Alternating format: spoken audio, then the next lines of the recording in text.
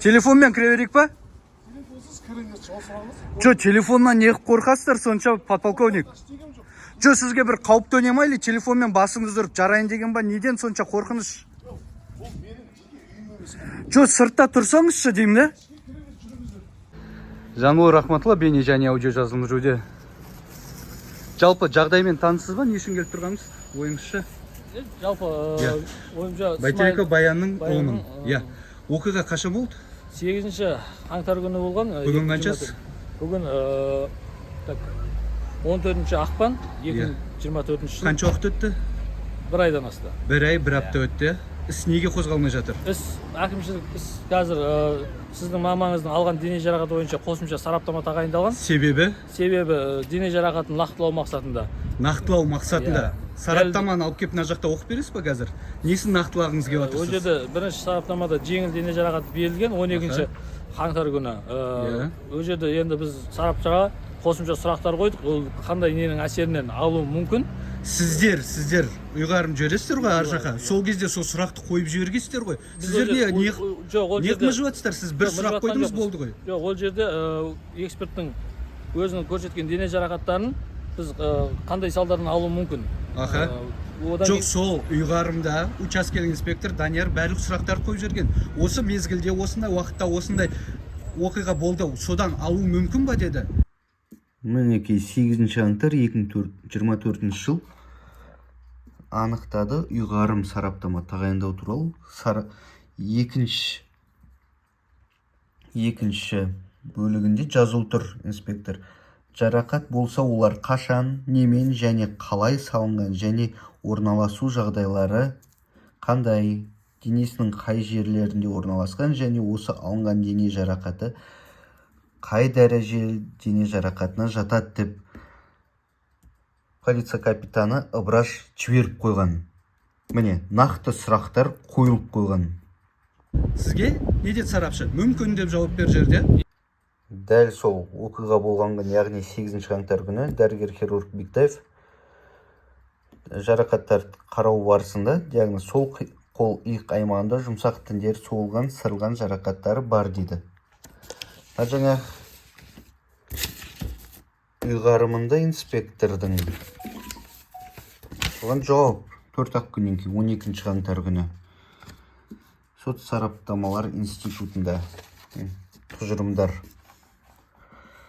Жоғарыда көрсетілген дене жарақаттар қатты доғал жұмыр жиекті қырлы келген заттың әсерлерінен алуы мүмкін дейді. Ұйғарымда жеке куәланушы және куәланушы өзі айтып көрсеткен уақытына сәйкес пайда болуы ықтимал дейді. Сот сараптамасы ешқашан дәл содан алынды демейді, ықтимал дейді. Денсаулықта қысқа уақытта 3 аптадан астам емес мерзімге қалпынан бұзылу белгісіне сәйкес денсаулыққа жеңіл мінекей дәрежелі зиян келтіретін жарақаттар қатарына жатады дейді. Енді ол жерде сарапшының қорытындысында бізде енді әкімшілік іс қозғалу үшін сараптың қорытындысын біз жеңіл дене жарақат деп берген, ол қатты доғал заттың әсерінен деп берілген. Доғал деген қандай болатынын білесіз ба? Сол себепті мен ол экспертке ол кісінің алған дене жарақаты сол қолының иық бөлігінің ішінде қанталаған 4 жарақаты. Соған тікелей сұрақ қойдым. Сіз осы айтылған дене жарақаты қолдың қысу салдарынан болуы мүмкін ба деген. Ол эксперт бүгін қазір экспертиза 3 күн. Қаншасы жібердіңіздер оны? 12-сі жауапты алдыңыздар. 12-сі күні ол кісілердің жауапты алған жоқ. 12-сі күні ол кісілер тағайындап біткен. Тыңдаңыз, 12-сі күні жауабы қорытындысы шығып қойған. Сіз қазір жалған ақпарат бермеңіз. Жоқ, жалған ақпарат беріп жатқан жоқ. 12-сі күні қорытындысы шыққан. Біз 18-і күні алдық. Себебі? Одан кейін Тоқтаңыз. 18 алуыңыздың себебі неде? Енді бізде ауа райының қолайсыздығына байланысты барып ала алмадық, қолма-қол. Ауа райының қолайсыздығы ма? Сіз 2024-те өмір сүріп жатсыз ғой. Енді мен айтып алайын енді. Қай жақта тұрып отырсыз? Тас жол тұрғын мына жері. Мен айтып алайын енді.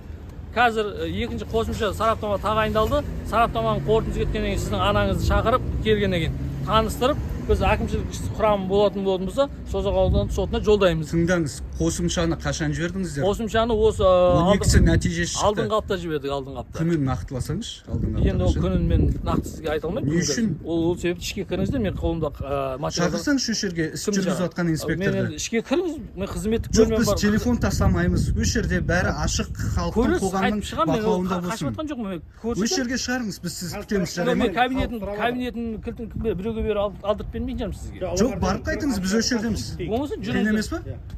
Или камерамен кіре берейін. Кіре берейін ба, мырза? Камерамен Жамал Рахматулла ата, назарыңызда қазір Созақ аудан Шолаққорған кентіне келіп тұрмыз, ауылына. 8 қаңтар күні дәл мына Жібек жолының көшесіндегі Қазпоштаның директоры бір жас отбасына қойшы шопан етіп пайдаланып, жалақысын бермей, соны әпкесімен, яғни менің анаммен барып, жылы түрде бір 10 мың теңгеден болса да, ақшаң жоқ болып жатса, 238 бас қойың бар, 14 сиырың, 56 жылқың бар. Ақшаң болмай жатып, сон беретін ақшаң болмай тұрса, сондай кедей болып жатсаң, 10 мың теңгеден болсын бөліп бер дейсе, сол күштеп, мен сендерді керек болса танымаймын да деп, баратын жеріңе барыңдар деп, прокуратураны айтып жатыр, сотты айтып жатыр, полицияны айтып жатыр, мен анам шағымданам деп, баратын жеріңе бара бер деп кекетіп отқанын көрдіңіздер. Сол 8 қаңтар болған, қазір 14 ақпан, бір ай бір күн өтті. Медициналық сот-мед сараптамасы 12 қаңтар күні, яғни оқиғадан кейін 4 күннен кейін бірден шығып мына жаққа алыңдар деген, бұлар жаңағыдай алмаған бір апта, сосын оны алғаннан кейін енді осы ақпан айында ғана, қаңтарда емес, ойластырып мына жақта ауыз жаласты ма, бір құдай біледі, соны қайтадан жіберіпті ар жаққа сот сараптамасы. Ал бізде әкімшілік құқық бұзушылық кодекс туралы заңнамада, кодексте 62-ші бап бар. 2 айдың ішінде әкімшілік құқық бұзушылыққа тартылмайтын болса, протокол толтырылмайтын болса, қылмыскер дейміз ба, не дейміз, сол жауапкершіліктен заң бойынша босатылып кетеді. Бұлар сол бір ай бір апта өтті, біз үнсіз отырдық, күттік, не істейді деп 3 аптасы қалды. Соны қазір барынша созып, хаттаманы әлі протокол толтырмаған, күзетшінің үстінен де жаңағы Нұрлан Смайлов ауданның әкімінің замының қайнатасына әлі хаттаманы толтырмай, солай қысқартып жіберуге барынша тырысып жатыр деген күдікпен қазір келіп тұрмыз. Жаңағына жергілікті полиция басқарма бөлімінің басшысы сөзден қашып жатыр да, бара алмадық дейді, ауа райының қолайсыздығы. Көлік тұр астарында, міне джип тұр, асфальт тұр, мінекей оңға қара, солға қара бәрі джипта жүрді. Полицияның астына мемлекет беріп қойған, енді мынаның себебін қарай көр. Қазір енді көрейік.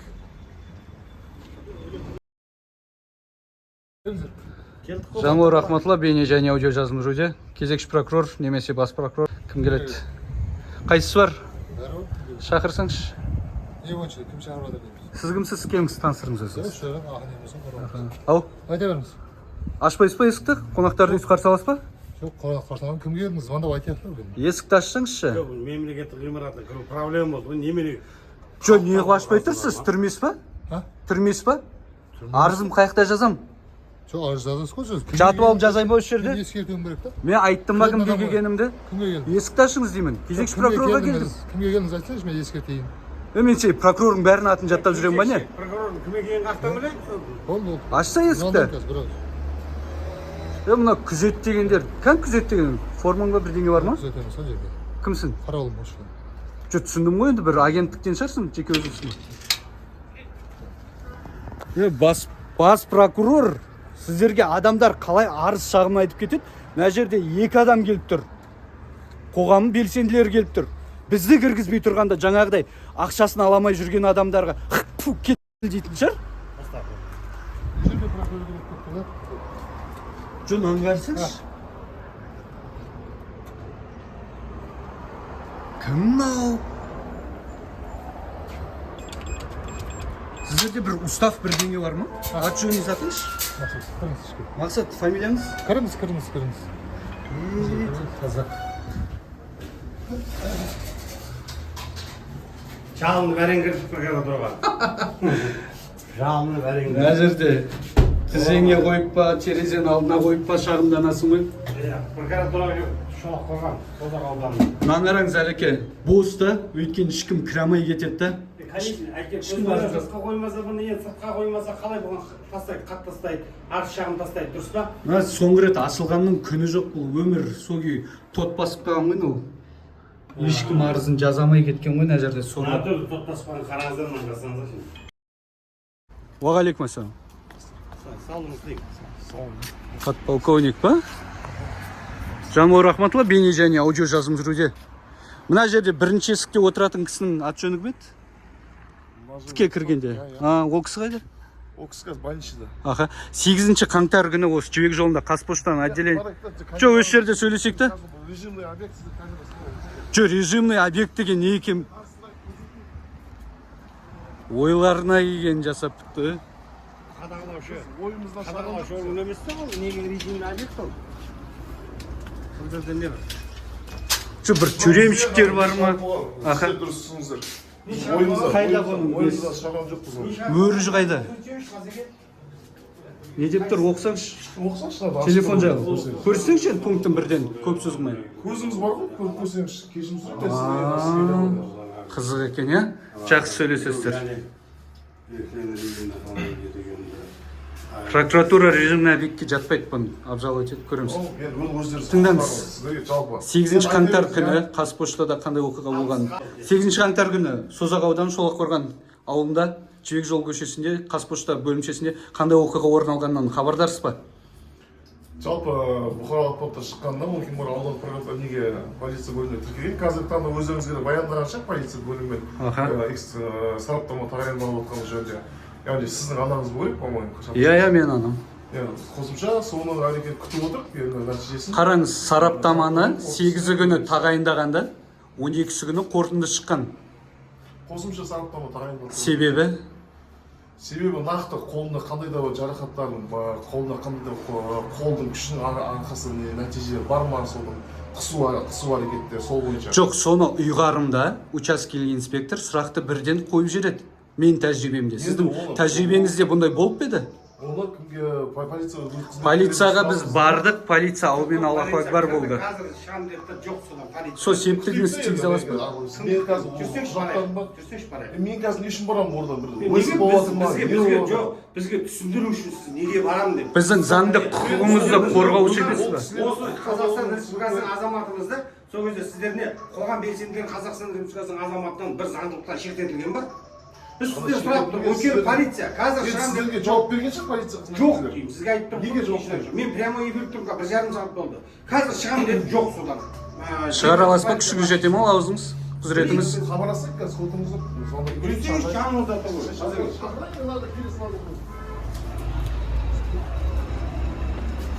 Қанша кеттіңіз сіздер? Мына жерде ғой, бара салайықшы, бір тұрымызға. Бара салайықшы. Алдына шығар. Міне тұр ғой ғимарат. Осыған барғысы келмей тұр. Полицияның сыртында ешқандай не жоқ. Мен прокуратура қазір шақырамыз дейді. Звондап шақырамын дейді,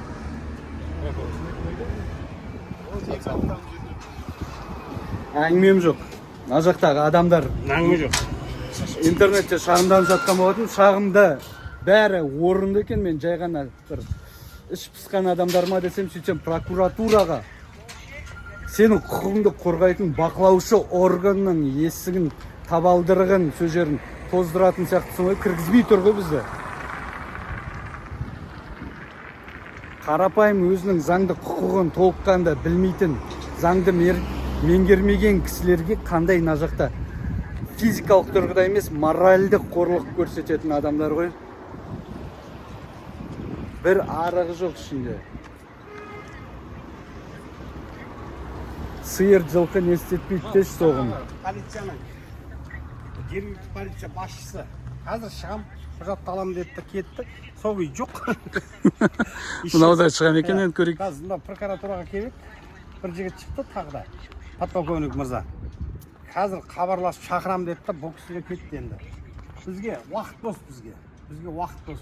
Мына құзырлы органдардың қалай жұмыс істеп жатқанын біз жеткізсек, бүгінгі үлкен жұмыс ол. Өйткені министрлік, бас прокуратура, Берік Ақылды мырза. Біраз уақыт өткен соң шығып тұр міне.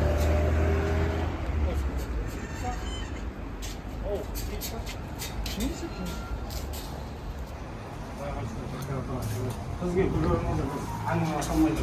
Мына жәшікке жету недоступен екен да біз қазір көрдік.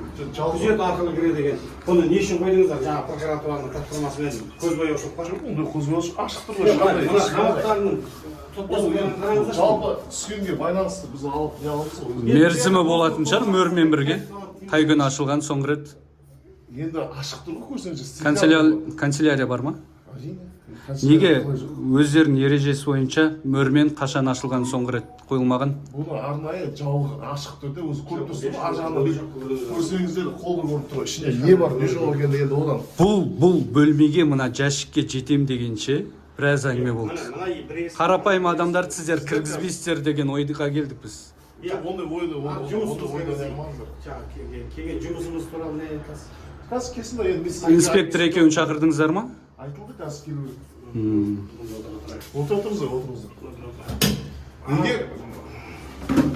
Тұрса просто мынадан кейін алып үші қазір кесек, бір отырып обязательно деге сіз осылармен кіремін десеңіздер, просто бізде режиммен дұрыстыңыздар.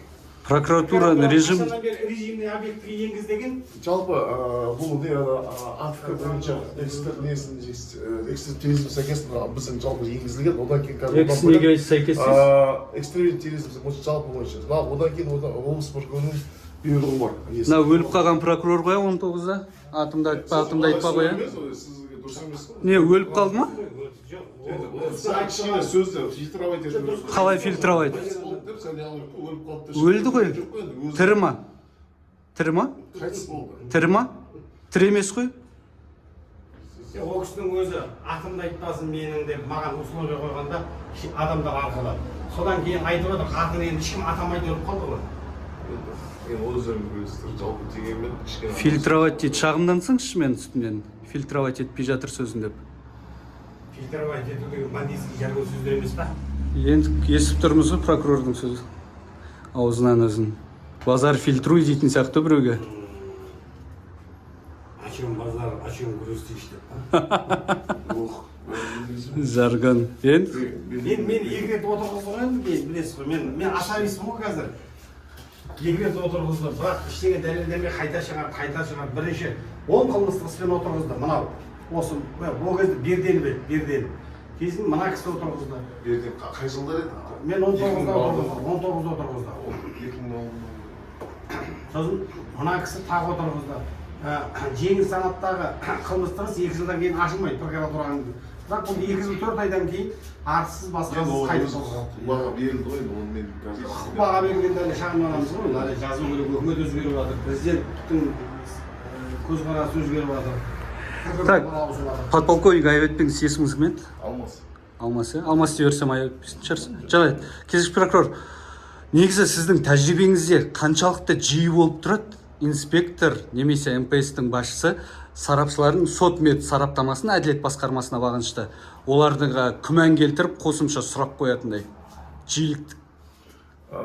Жаңағы ашылған мән-жайлар бойынша болмаса, бірақ мен нақты өзім тағайындаған сараптама орындалмады. Енді полицияның қазір өзінен сұраңыздар, қанша сараптама тағайындағаны болса. Жоқ, сіздің тәжірибеңізде деп тұрмын ғой, ол болмаған. Менің өзім тарапынан да тағайындаған экспертизалар бойынша ондай болмаған ғой. Егерде қосымшада талап ететін болса, комиссия ондай тағайындауға ондай әрекеттер болған. Қанша уақыттың ішінде 12-сі сараптама дайын, одан кейін 3 апта өткеннен кейін қайттан тағайындауға. Кесін сұрайық, несін барын білейік. Жоқ, мән-жаймен таныссыздар ма деп сұрап жатырмын да жалпы. Жалпы қазір несін итоговый несін шыққан жоқ. Өтірік айтып тұр. Қорытынды 12 қаңтар күні 1 айдан астам бұрын сарапшының нөмірімен бірге қорытынды шығып қойған. Шыққан жоқ деп қояды. Не қып кетті, шағырайын.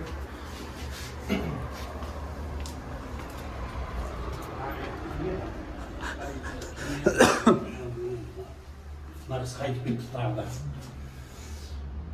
Келадым деп. Ол жақ. Скорее всего, сол қысқартып тастаған. Сол қайтып ашып жатыр ғой, менің ойымша енді, менің ойым, өз ойым. Сендер қалай білесіңдер?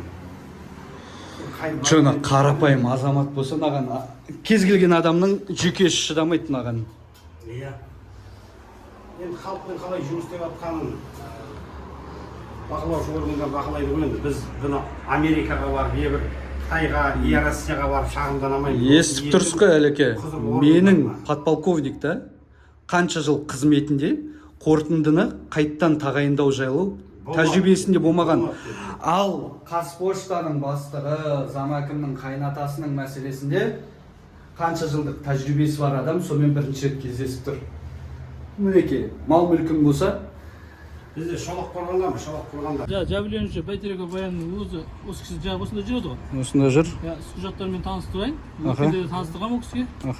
Құжаттарды. Сіз түсініктемесін неге өзгерткіздіңіз? Мен түсініктемесін ешқандай өзгерткізген жоқпын. Өзгерткізген жоқпын деп тұрсыз ба? Өзгерткізген жоқпын. Аха. Қосымша сұрақтар қойылды ол кісінің түсініктемесіне. Ал енді осы іс материалдар бойынша басқа да сұрақтарыңыз болса Түркістан облысы полиция департаменті пресс-службасына хабарласуларыңызға болады. Сол кісілер толыққанды сіздерге жауап береді. Қозғалып отыр, уақыттың қатысы не болды? Қаяқта қозғалып отыр? Қаяқта болды? Іс Созақ ауданында болды. Енді не қылып қосып тұрсыз? Шағымдансаң шағымдан бәрі ештеңе шықпайды деп тұрғаныңыз ғой бұл. Жоқ, ондай мәселе емес. Оны Енді провокацияға шақырып провокация? қайта тағайындалған сараптама қорытындысына сәйкес пресс шешім қабылданғаны жөнінде жәбірленушіге Қай күні 6 ақпан күні қайта сараптама тағайындалды. 12-сі күні болды. Сонда 3 аптадан кейін неге 3 апта өтті? Соған толыққан жауап. Қалған нәрсені Түркістан облысы полиция департаментінің пресс-службасына. Жоқ, сіз 3 апта не үшін күттіңіз, не күттіңіз деп жатырық қой. Жауап бермейді? Прокурор? 3 апта не күткен екен? Енді қосымша өзі Жоқ, біз доппыз ба сонда? Не болды? Не үшін 3 апта бойы сонда бір соғымға келістіңіздер ма? Не істедіңіздер? Түсіндірсеңізші, ұйықтадыңыз ба, ауырдыңыз ба? Ондай нәрсені айтудың қажеті жоқ. Жоқ, себебін айтсаңшы, 3 апта не істедіңіз? Жәбірленушінің бірінші түсініктемесінде қосымша сұрақтар қойылды. Алған дене жарақаты мәселесінде. Мінекей мына бір айдан кейін қайталған түсініктемесі 3-ақ сұрақ қойған, 3 сұрақтың 2-іне жауап беріп қойған. Мынау 8 қаңтар күні берілген түсініктемеде. Сұрақтарын көрейік. Сұрақ: Смайлов Нұрлан нақты сізге қандай күш қолданды дейді. Жауап: Смайлов Нұрлан менің сол қолымның білегінің және иық тұсымнан қатты қапсырып, шеңгелдеп, қысып ұстап, бір уыс етін жұлып алғандай болды. Шымшыма деп жан дауысым шықты дейді. Міне, екінші сұрақты өтіп кетейік. Негізі бұл істің бәрі, істі жапқылары келіп атқан себебі, жабудың амалы осы екінші сұрақта болып тұр. Үшінші сұрақты оқиық. Күзетші Самат па, кім аты? Іздебаев сізге қандай да бір күш қолдану әрекетін жасады ма дейді. Менің оң қолымның білегіме жармасып, әбден жұлқылап, күш салып, есікке қарай сүйреледі, оң иығымды 3 күн көтере алмай жүрдім деп жауап берген. Енді қараңыз, сізге күш қолданды ма дейді Қазпоштан бастығы Смайлов. Мына жерде Іздебаев күзетші сізге күш қолданды ма дейді. Ал мынау 8-ші күні жазылған түсініктемесінде, міне, онсыз да жазылып қойғанда бұл сұрақтарына жауап онсыз да тұр. Бірақ бұлардың көксеп отқаны істі жабудың амалы мына 2-ші сұрақта жабылып көрсетіліп тұр. Қазір міне 8 күн түсініктемені оқиық. Күзетші оң қолыма жармасып тағы да сүйрей бастады дейді. Міне, Іздебаев кабинетке кіре салып, оң қолым деп, оң қол шатастырғысы кеп тұр ғой. Шатасып, сіз өтірік айтып тұрсыз дегісі кеп тұр. Сүйрей бастады. Ал бастықтың өзі менің сол білегімді қатты ұстап, қысып, жылмалап, екеуі екі жақтап дуалға соғым дейді. Мына жерде міне сол қолымның дейді Смайлов. Көрдіңіз ба? Бастығы деп тұр. Шатастырып адамды, жаңағыдай сіз жала жауып тұрсыз дегісі кеп тұр ғой. Енді бұлардың ең көксегені мына 2-ші сұрақта болып тұр. Сіз сот орындаушы, медиатор, қоғам белсендісі болып таныласыз ба дейді. Не үшін жақшаның ішінде тұр ғой? Сіз болып таныласыз ба деген не ол? Мен ешқандай сот орындаушы, медиатор, қоғам белсенді емес, зейнеткермін дейді. Мына аудандық учаскелі инспекторлар мен патрульдердің басшысы Тұрсынбектің сұрағын қарай көріңіз. Қоғам белсендісі немесе медиатор не заңгер емессіз, онда не үшін келдіңіз дегенге теңеп тұр ғой. Сонда адам өзінің сіңілісі, інісі, әкесі, шешесі үшін сұрау алуға, оларға көмектесуге баруға болмайтынға келтіріп тұр ма сонда? Егер де жаңағыдай анашым телефонына түсіріп, жаңа күзетші Іздебаев пен Қазпоштан бастығы Смайлов Нұрлан күш қолданып атқан түсіріп алмағанда, бұлар полициямен ауыз жаласып, жаңағы Қазпоштан директоры мені бопсалауға келді, өздерінің киімін жыртып, осындай бәле жабуға келді деуден де тайынбас еді бұлар. Жаңағыдай видео дәлел болмаған кезде егер.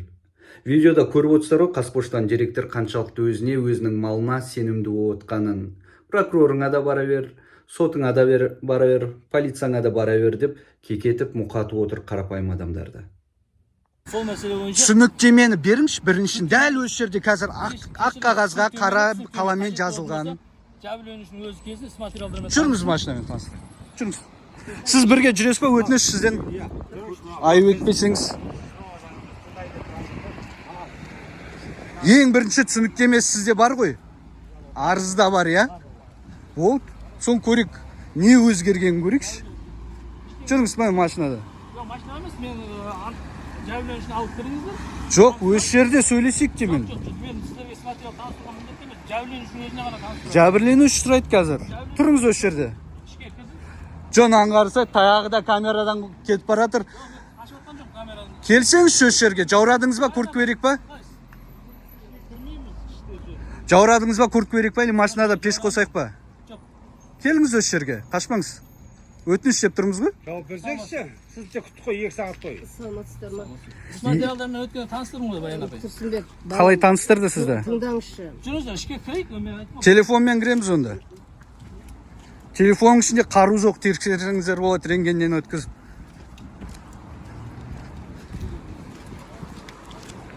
Сіз ішке кірмейсіз ба?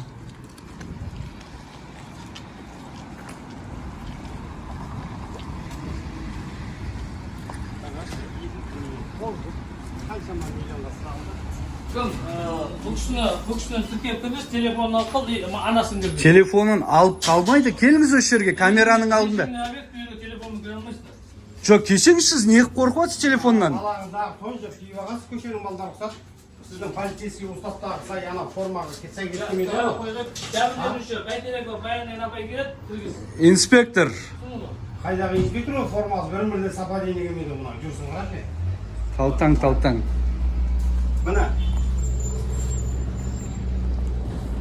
Еді. Көрдіңіздер, қашып жалтарып жүргенін. Анық айтатыны болса, тазасы болса, неге дәл осы жерде тоқ етерін шығарып, тарс-тарс етіп айтып тастамайды. 3 апта бойы неге созды 3 аптаға? Қабденов сізге айтсын деп жатыр ғой, облыстық департаментке бар деді. Қабденов. Ең бірінші видеода айтқан болатынмын, бұл істі генерал Қабденов Мұрат, облыс департамент, полиция департаментінің басшысы барынша қысқартуға тырысады деген болатынмын. Дәл сол мені алдымыздан келіп тұр. Дәл айттым, сол кезде айтқаным, дәл қазір мені көріп тұрсыздар. Айтатының болса бара бер дейді. Шағымдан дейді ма, не дейді, ақпарат сойықтан ал дейді. Бермей тұр ақпаратты. Мен прокурор тұр бұна жерде.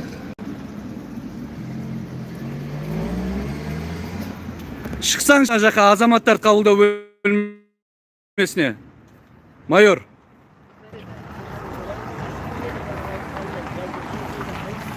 Майор, мына жердеміз, бәрін естіп тұрмыз. Шығыңыз сыртқа. Прокурор көмекшісі. Азаматтар қабылдау бөлмесіне келесіз ба, өтініш? Азаматтарды, яғни бізде қабылдау бөлмесі арнайы бар. Соған келуіңіз сұраймыз.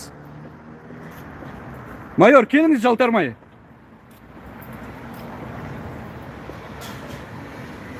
Ішке қарай көрсет тұр, прокурордың өз. Мыналарды қадағалау, шағым алушы адам бірге сөйлесіп солармен. Созақ ауданының полициясы жаңағы майор, жергілікті полиция бөлімінің басшысы және прокурорына азаматтарды қабылдау бөлмесіне келіңіздер десек те, телефондарыңды тастап полиция бөлімінің ішіне келіңдер дейді. Азаматтарды қабылдау бөлмесі сонда не үшін ашылған? Кімге керек? Не керек одан? Полиция егер бәрібір о жақта азаматтарды қабылдамаса. Мінеки, полиция. 20 метр жүрдік полиция. Қаншама азаматтарымыз бар. Жұмыс берушілермен тек қана ауызша келісіп, бір қағаз қолдарын алмаған, келісім шарт жасамаған, қазір еңбек ақыларын, маңдай тер еңбек ақыларын ала алмай сорлап жүрген. Солардың біреуінің оқиғасына куә болып отырсыздар. Бұл жас отбасыға әртүрлі моральды психологиялық қысымдар көрсетілуде. Бұның жаңағы айтып өткендей күйеу баласы әкім арызыңды ала сал. Бұл бәрібір сен жеңе алмайсың бұл сотта. Бұл бай, адамдар таныс тамыры көп.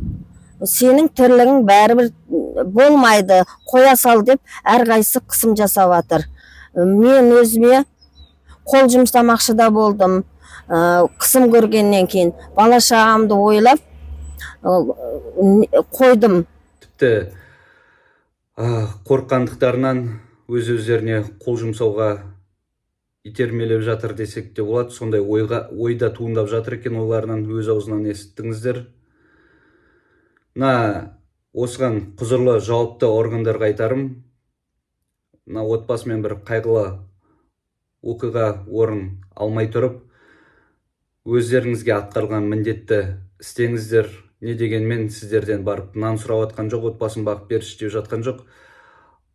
Жұмыстарыңыз үшін жалақы алып, отбастарыңызды бағып, күліп ойнап, той думан жасап жүрсіздер. Сол үшін кішкене болсын еңбек етіп қойыңыздар арасында. Рахмет назарларыңызға. Байланыста боламыз. Жамбыл Рахматулла жөнім.